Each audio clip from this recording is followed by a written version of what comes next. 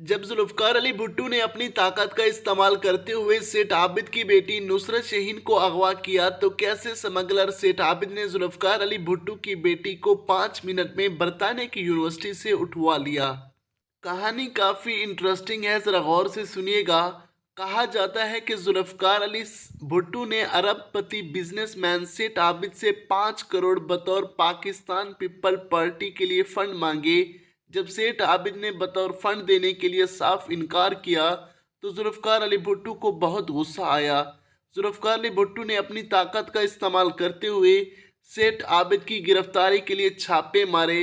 बिलाखिर एक रोज़ सेठ आबिद की बजाय उनकी इकलौती बेटी नुसरत शाहीन को अगवा कर लिया गया।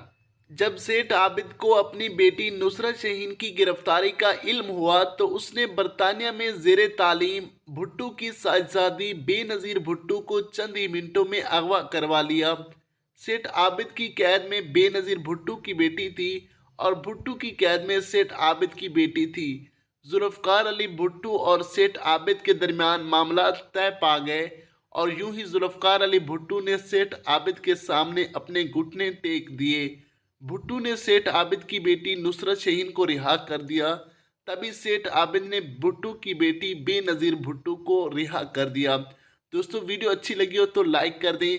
चैनल पे पहली बार है तो सब्सक्राइब करके नोटिफिकेशन को ऑल पे सेलेक्ट कर लें। Thanks for watching.